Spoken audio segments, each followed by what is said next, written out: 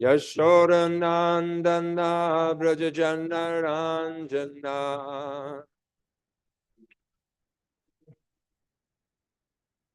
Yamunatiravanachari Yamunatiravanachari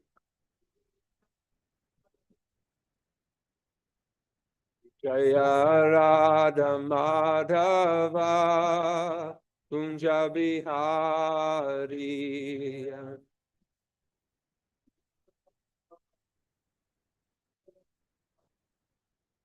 Jaya Radha Madhava Kunja Bihari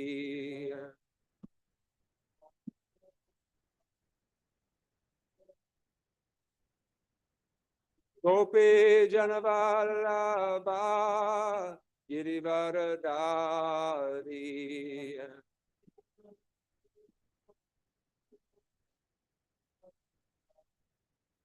Jaya Gopi Janavallabha Girivaradari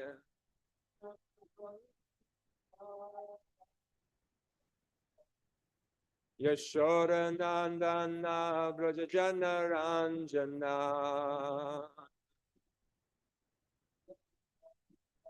Yashodanandana Brajajanaranjana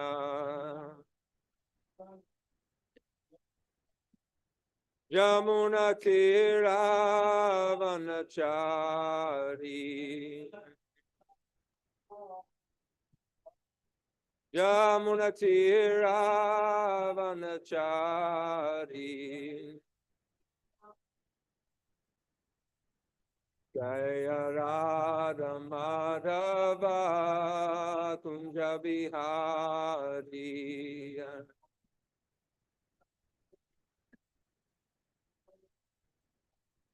Jaya Radha Madhava Kunja Bihari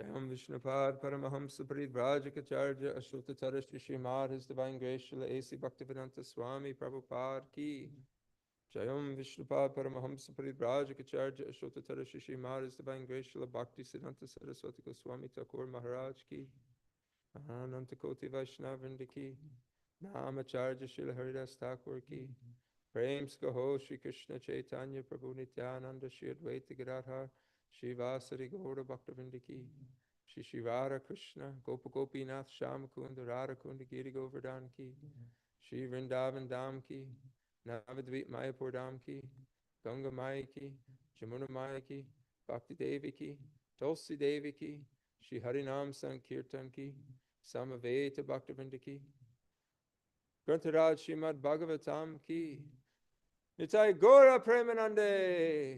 All glories to the assembled devotees. All glories to the assembled devotees. All glories to the assembled devotees. All glories, all glories, all glories to the lotus feet of Shri Shri Guru and Shri Gauranga. Nama Om Vishnu Padaya Krishna Prastaya Bhutale Shrimate Bhakti Tirtha Swami Namane Namaste Krishna Padaya Gopada Shatadamane Shri Gaura Purna Shakti Bhakti Tirtha Namane Nama Om Vishnu Padaya Krishna Prastaya Bhutale Shrimate Bhakti Vedanta Swami Namane Namaste Saraswate Deve Gauravani Pacharine Vishesha Shri Paschati Shatari Om Namo Bhagavate Vasudevaya Om Namo Bhagavate Vasudevaya Om Namo Bhagavate Vasudevaya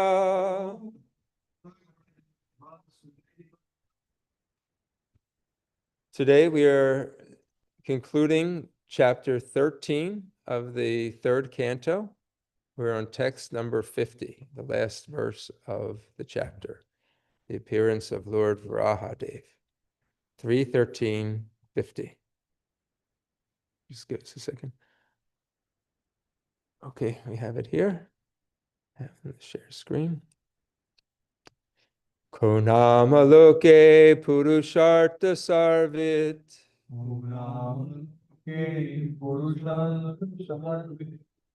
Pura Kathanam Bhagavat Katha Sudham Apiya Karnan Nijalibir Bhavan Paham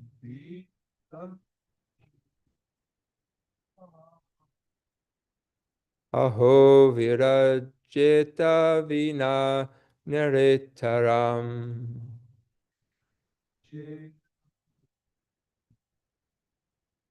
Konamaloke Purushartha Sarvit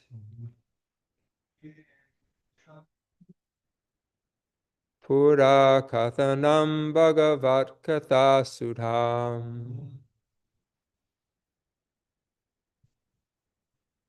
Apiya Karnam Jalabir Bhava Paham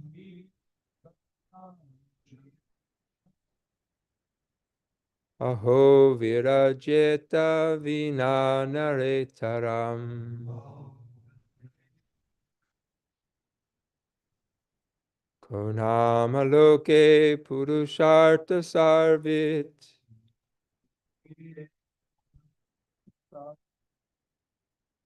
Pura Kathanam Bhagavata Katha Sudham Apiya Karnan Jalabir Bhavapaham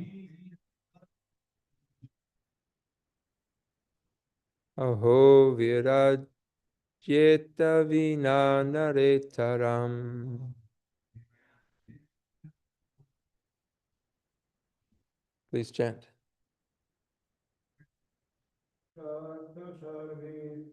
Konamaloke Purushartha Sarvit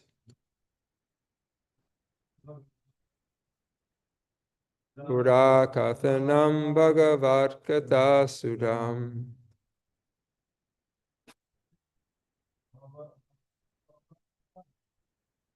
Piya Karnan Jalabir Bhavapaham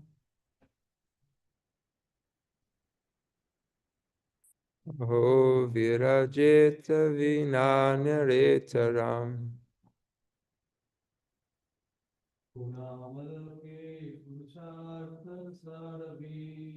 Konamaloke Purushartha Sarvit Pura Kathanam Bhagavat Katha Sudham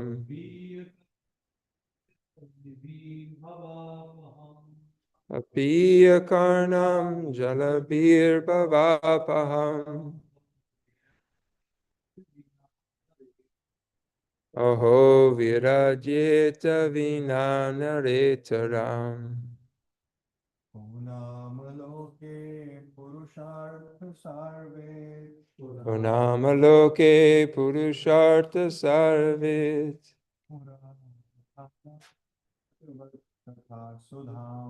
Pura Kathanam Bhagavat Katha Sudham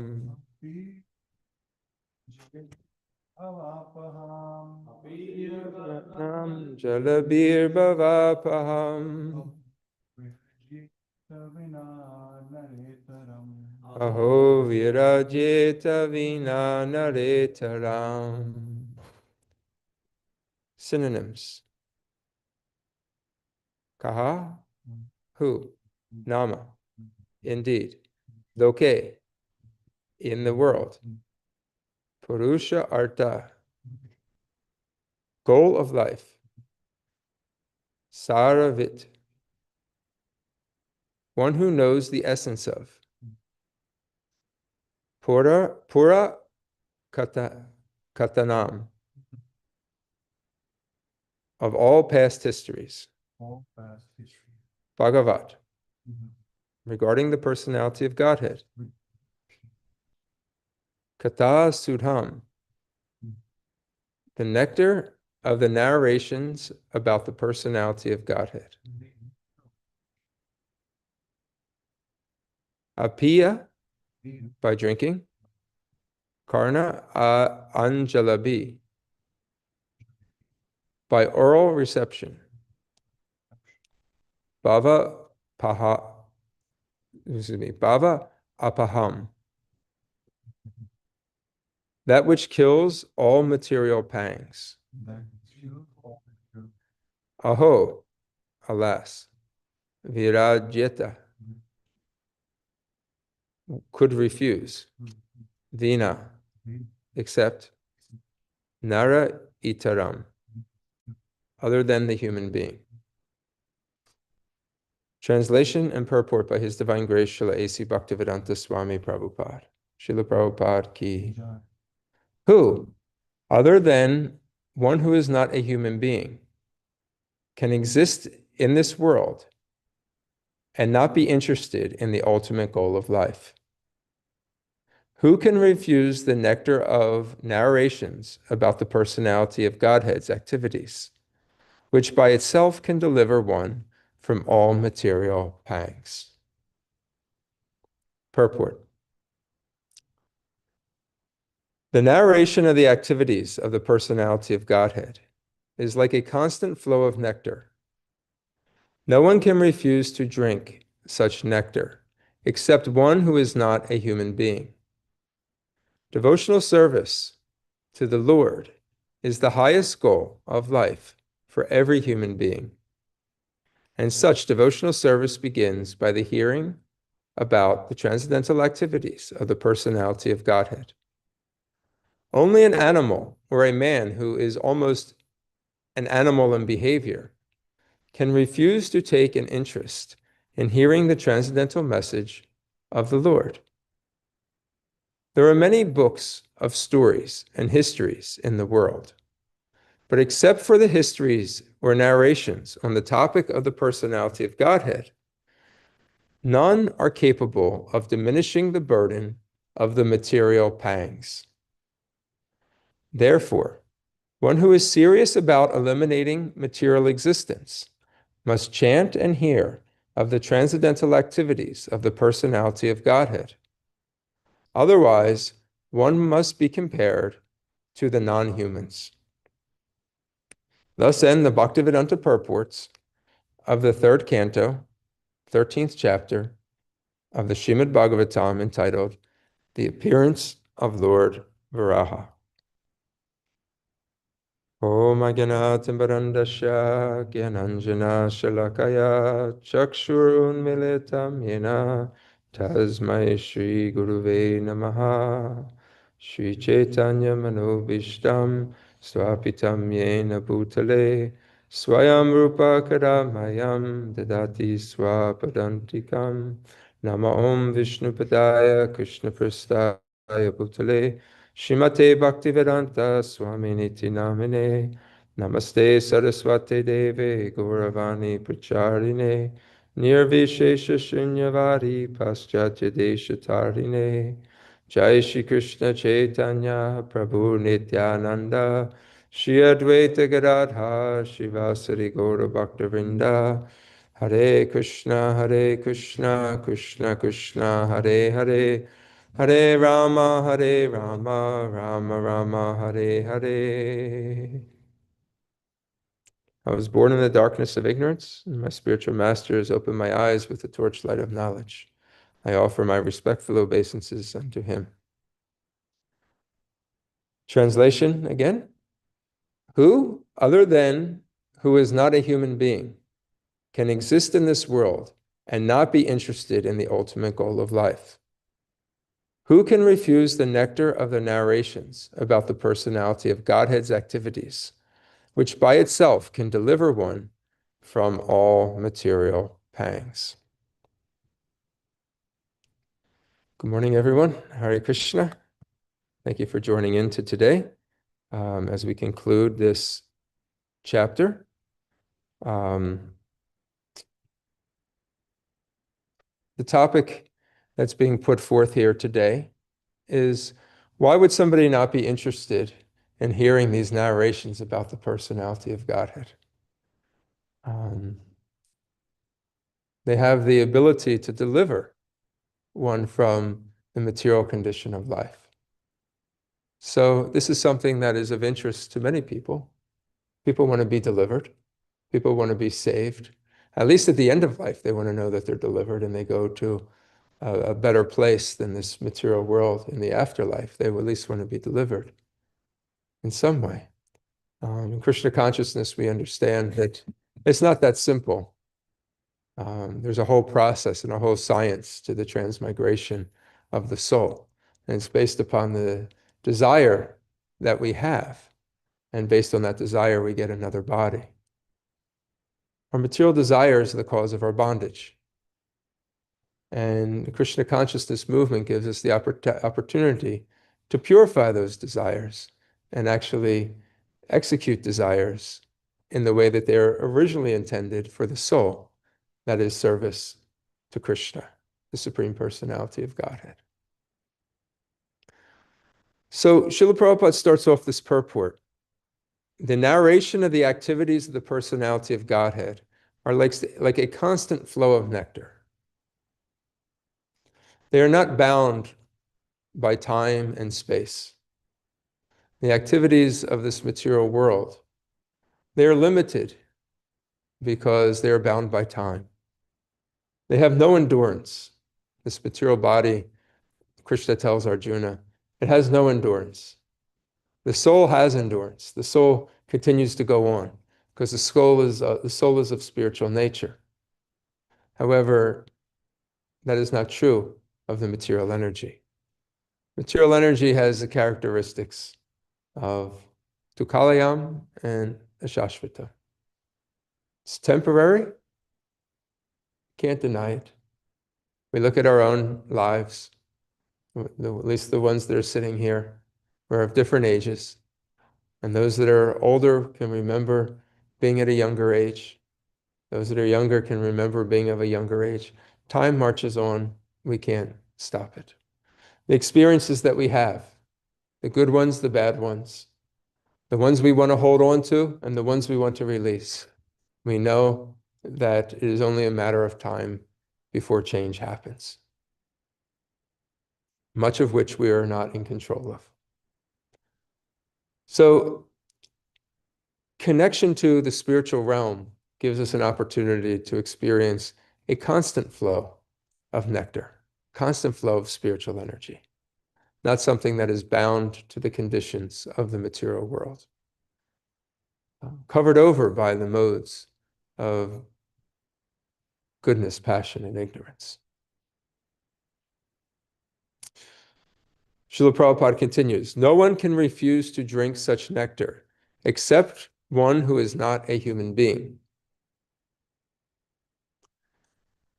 So, this is spoken about many times, this idea of a human being and what human life is meant for. And to understand what Srila Prabhupada is saying, we have to understand, according to the Vedic teachings, the human life is meant for self-realization. Tato Brahma Jigyasa. This is the first aphorism of the Vedanta Sutra. That now that you've come to the human platform, now you must inquire about the absolute truth. Human life is meant for self-realization. Otherwise, it is considered to be polished animal life. Don't be insulted by thinking non-humans, one who doesn't search after self-realization is not a human. Understand it in the context by which it is trying to be taught and the message that we're trying to learn. What is that message? That we have something very precious. That we have an opportunity in the human form of life that no other species that exists on this planet has the opportunity for. The animals are not congregating trying to understand what is the purpose of life. The plants, the aquatics, they may have some collective intelligence so they can, but how is that intelligence, how is that used? eating, sleeping, mating, and defending. The birds wake up in the morning, what am I going to eat? You know, they eat, they do their activities, they find a place. Where am I going to sleep? So they have to create a nest where they can go and this is their shelter. You know, somebody comes near the nest, well, they have to defend themselves, so they start speaking, very loudly and flapping their wings, you know, and then mating, they have some sense enjoyment is there. They're trying to attract, the opposite sex, and then they procreate and existence goes on. But these four activities, the Vedic teachings teach us, these are the foundations of an animal life. And in the human life, if we're doing these activities, and this is the goal in one of these categories of what we're doing, yes, these activities, even in devotional service, these activities go on, but we purify them. We eat, we take Krishna Prasad, we sleep to rest the body so the body is ready, it can execute service to the Lord, you know, you know, um, you know, defending in the sense of which we plan for the further execution of the Krishna consciousness movement. Yes, there has to be some activity, for securing Krishna's assets and things like that. But our focus is Krishna, and mating, in procreation within the Grihastha ashram. There's rules and regulations for that. But it is done with an element of austerity. Human life has to have some element of austerity, removing ourselves from indulging as animals would do in only sense gratification. So this is the distinction between animal life and human life. Human life has to be spent on self-realization. So this is why Srila Prabhupada is driving home this point. We should understand it within that context. In other places, Srila Prabhupada talks about this. We find in the Ishu Upanishad,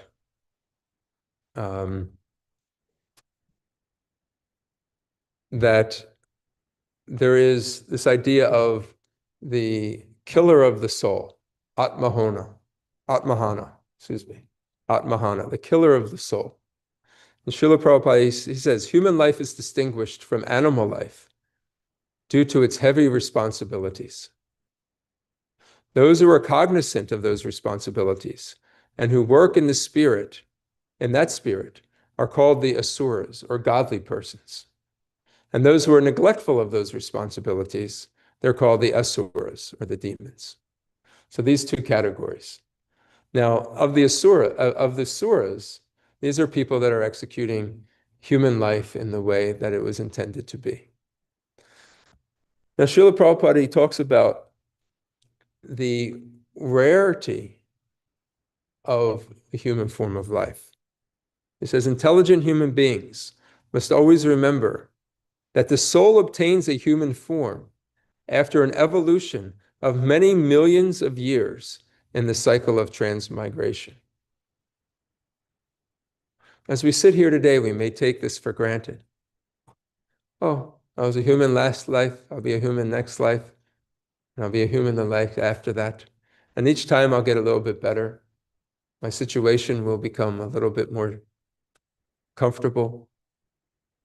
I may have some material difficulties this lifetime, but next human life, I'll have a better situation. No. This human form of life has been awarded to us after many millions of years, millions of lifetimes in the cycle of transmigration. It's an interesting point. So finally, we've come to the point of the human form of life. Therefore, Srila Prabhupada is teaching us, don't waste it. It's extremely valuable. Don't take it for granted. Because again, if we misuse it, and we're only acting on the platform of animal propensities, we may find ourselves back in an animal body. We're awarded the situation according to our desires. If we want a body that can enjoy material nature in different ways, we may get an animal body that can enjoy in such a way. So we don't want to lose this gift that has been given to us. We want to be able to take full advantage. And that's what the Krishna consciousness movement is meant for, to give people the opportunity to execute a lifestyle in devotional service to the Lord. Srila Prabhupada, to continue, he says, the material world is sometimes compared to an ocean. This is from the Ishopanishad, Mantra 3. The material world is sometimes compared to an ocean, and the human body is compared to a solid boat designed especially to cross this ocean. So we've heard this before, that the material world is like an ocean of material existence, an ocean that has no shores. It is so vast, it is so broad. Well, how can you cross this ocean? Well, you need a boat. What is that boat? That is the human form of life. So we have the boat. We have a boat. But the boat is just a structure. Now you actually have to sail the boat. The Vedic scriptures, the acharyas, or saintly teachers, they are compared to the expert boatmen. So they can give us the guidance. This is how you sail. This is when you leave. This is the direction you go in. And the facilities of the human body are compared to the favorable breezes to help the boat ply smoothly to its desired destination. You know, the facilities that are awarded to human, the abilities, our intelligence, our capabilities, our ingenuity. We should utilize these things in the service of Krishna to help us pass over this ocean of material nature. If all of this, Srila Prabhupada continues, if all of these facilities, if with all of these facilities, a human being does not fully utilize his life for self-realization, he must be considered a atmahana, or killer of the soul. So, killer of the soul means that the soul wants to get out of this material world. It is trapped in an existence, plant life, bacteria life, amoeba life. I mean, so many different forms, 8,400,000 species. The Vedas say you can break them up into different scientific categories. So many different species of life. And here we are, we've reached the human form of life. Let's not take it for granted. If we don't utilize it, the Upanishad says, you're actually a killer of the soul. You have the ability to liberate the soul. If you don't use it, atmahana, you remain in the darkest regions of this material existence.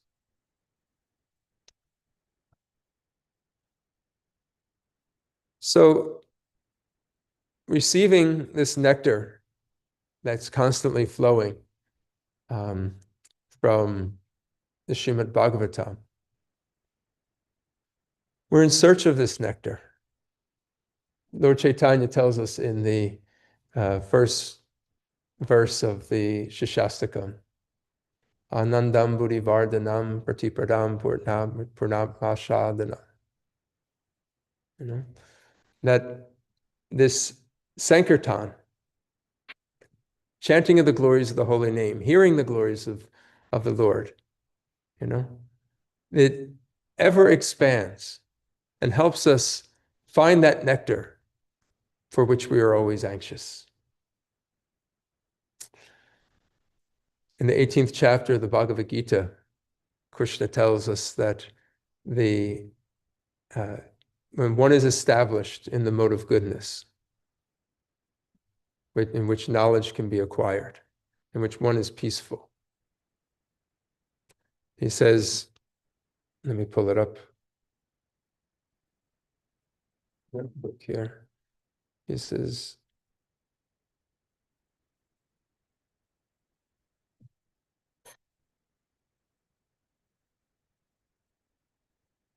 that happiness, which is derived from contact with the senses and their objects, and which appear like nectar at first, but poison in the end, is said to be of the nature of passion.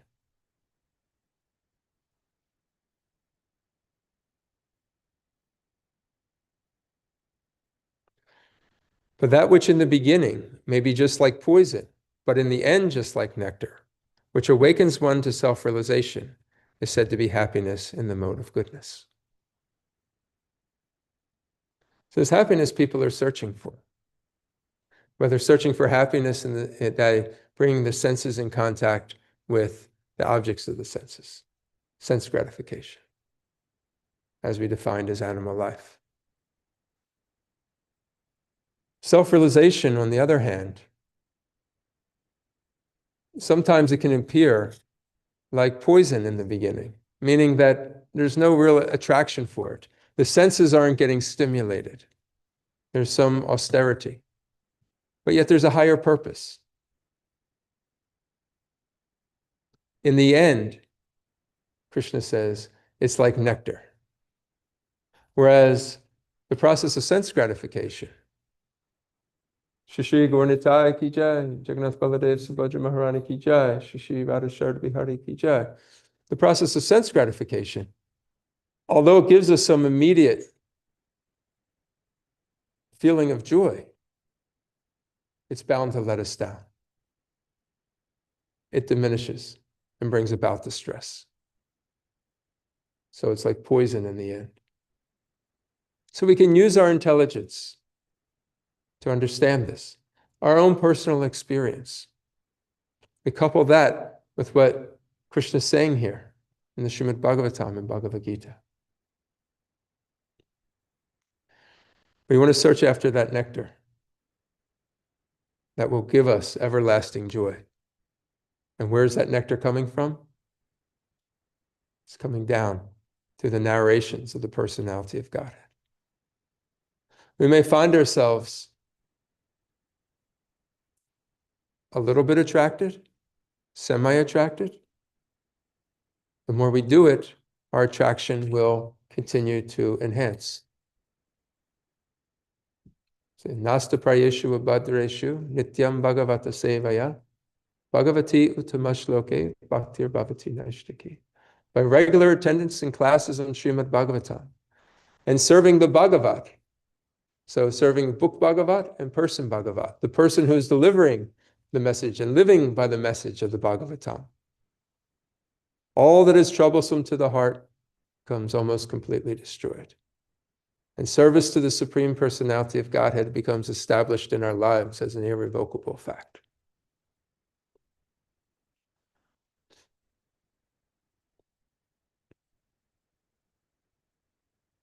So when we find this attraction, not instant, we're struggling with it. Rupa Goswami tells us in the Nectar of Devotion, Nectar of Instruction, that this is like a material disease called jaundice. We have spiritual jaundice. That we're tasting something that should be very sweet, but tastes very bitter.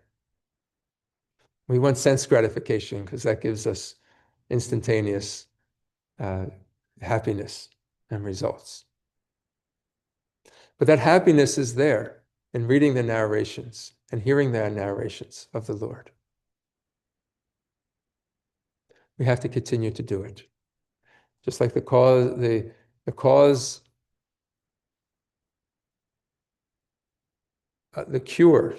cure for jaundice is continue to take sugar candy, and naturally the tongue will reacquaint itself with its natural state. The taste buds will reform, and that which is sweet will taste sweet again. We have to perform some austerity, have a steady diet of reading Krishna Katha, hearing Krishna Katha, speaking Krishna Katha. Specifically in this verse, it is oral reception. It gave, so hearing. We have 2 ears, 1 tongue. So we should always hear at least twice as more than what we speak. And receive it as a gift. Srila Prabhupada, today, they're celebrating up in Boston the 60th anniversary of Srila Prabhupada's landing in America.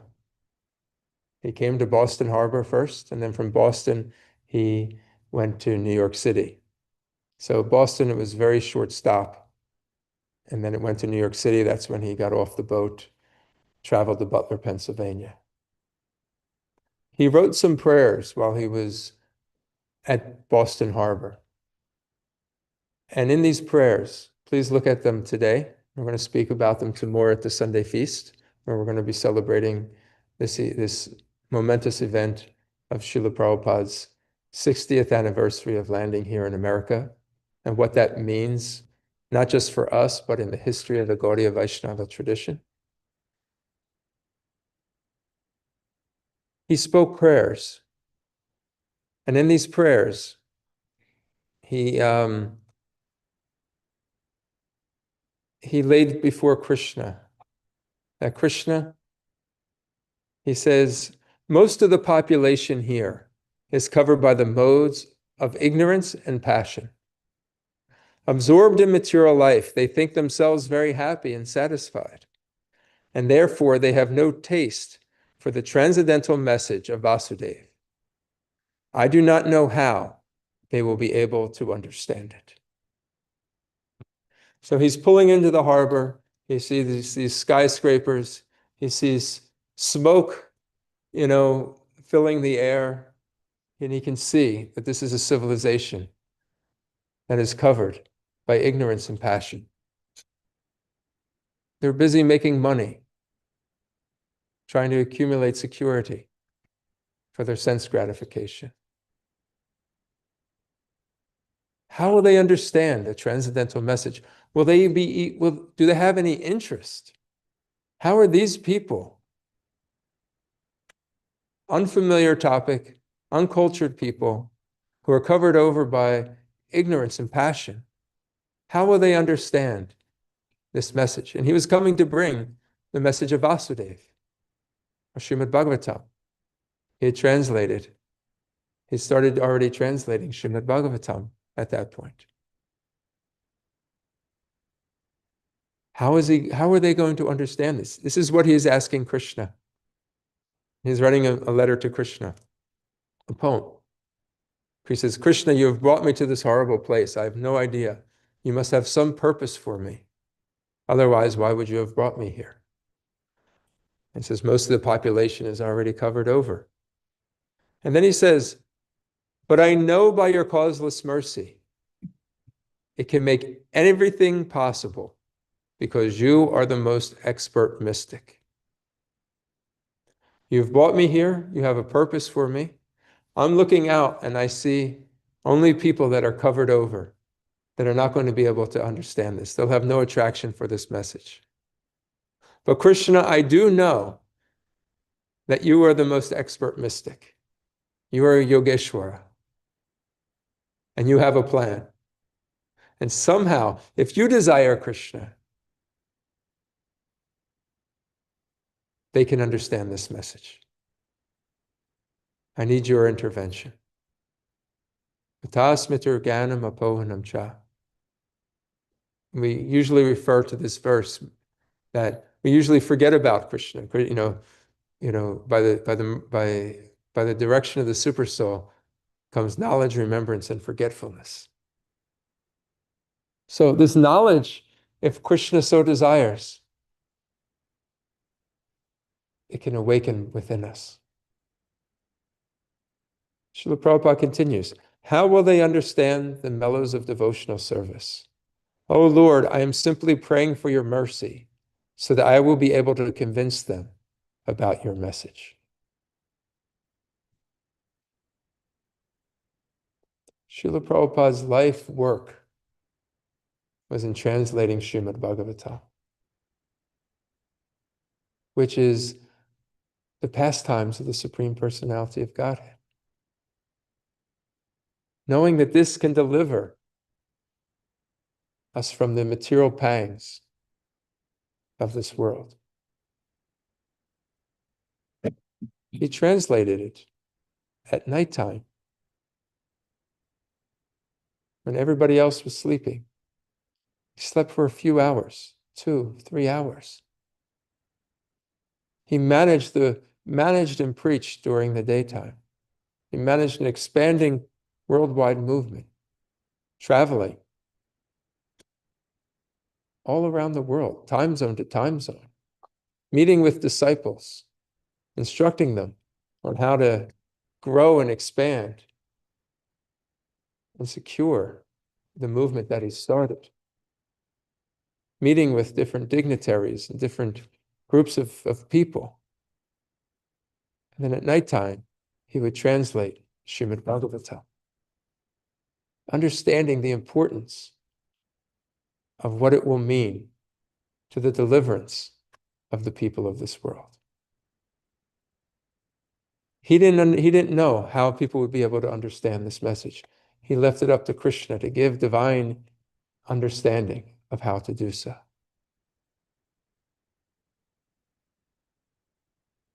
Later, I'll skip over a few of these verses. Later, Srila Prabhupada says,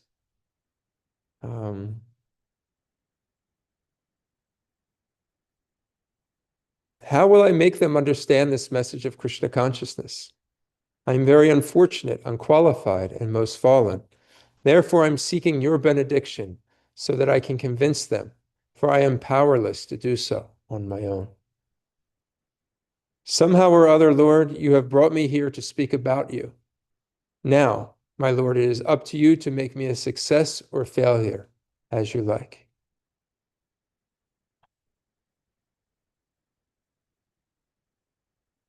He says, I simply repeat your message. So if you like, you can make my power of speaking suitable for their understanding. I mean, this is chilling. I mean, these words of Srila Prabhupada, as he's praying to Lord Krishna, to please empower me.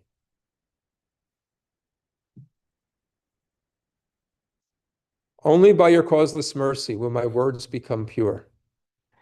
I am sure that when this transcendental message penetrates their hearts, they will certainly feel engladdened and thus become liberated from all unhappy conditions of life. This was his message. This is his purpose, to come here and deliver the message of the Bhagavatam. He's praying to Krishna. Krishna, please allow this to happen. I have no idea how it's going to happen. I am just like a puppet in your hands. So if you brought me here to dance, then make me dance. Make me dance, O Lord.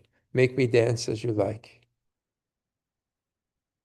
I have no devotion, nor do I have any knowledge, but I have strong faith in the holy name of Krishna. And I have been designated as Bhaktivedanta. And now, if you like, you can fulfill the real purport of Bhaktivedanta. Srila Prabhupada ki jai.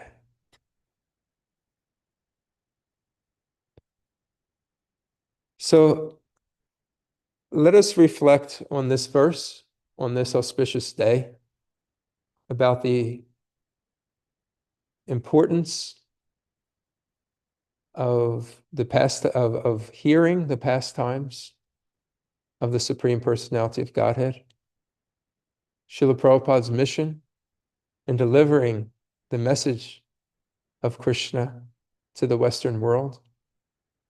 Today marks the day when he arrived here, celebrating this. But what does it really mean? What does it mean to us? Let us reflect on the example that Srila Prabhupada has given us, his humility and his dependency on Krishna, willing to go out and take a risk for Krishna, and relying fully on the mercy of Krishna to guide him. This is why we follow him. This is why he's Jagat Guru. This is why he's the founder Acharya. Because he actually did it.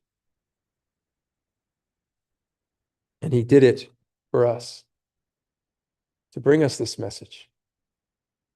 So let us not waste this rare opportunity. Let us not be counted among the people that missed the mercy. It was available to us. But we decided we'd rather have something else instead.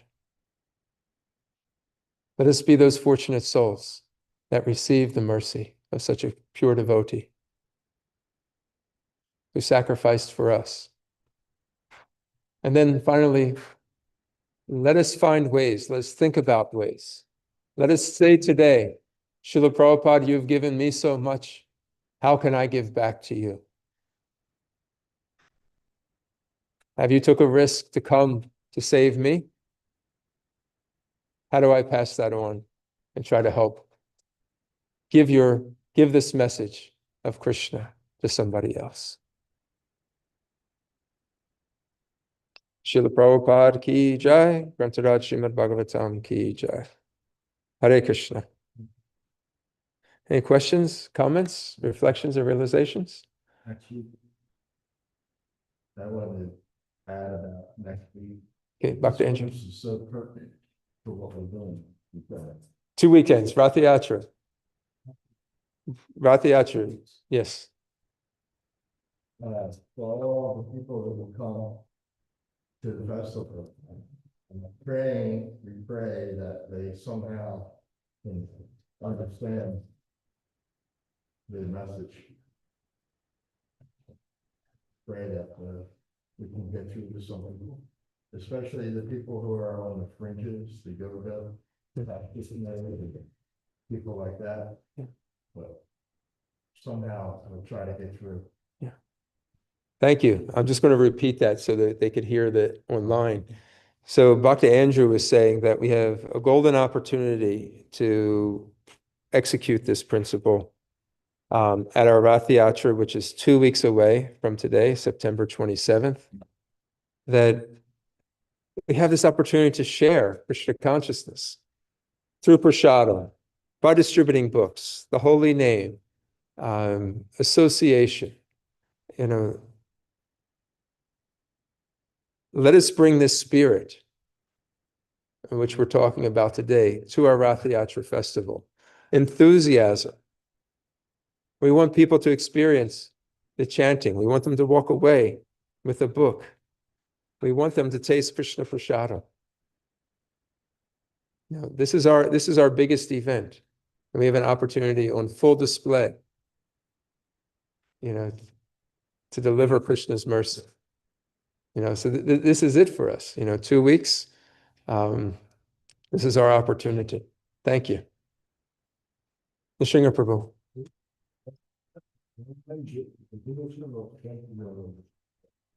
Sorry, 1 second. I couldn't hear that because they're closing the self-realization. So self-realization means to realize the true self or the soul.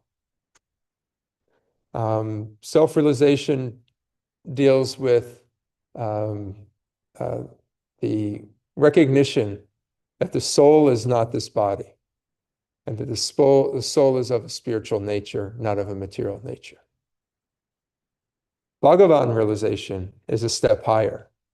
The soul, how is the soul related to God? That's Bhagavan, that's realization of Bhagavan. But the soul is an eternal servant of Krishna.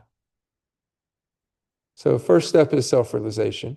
But we say self-realization really isn't complete unless it's actual connected with the identity of the soul, which is an eternal servant of Krishna. And that's why Srila Prabhupada says in this purport that devotional service, that this human form of life is meant for self-realization, but it's actually not fully manifested until one performs devotional service.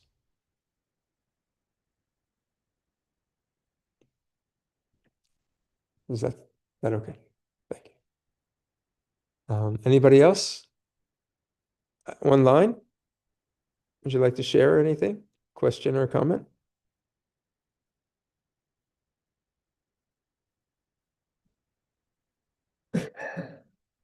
Okay. Anything, any takeaways from today's class from anybody online?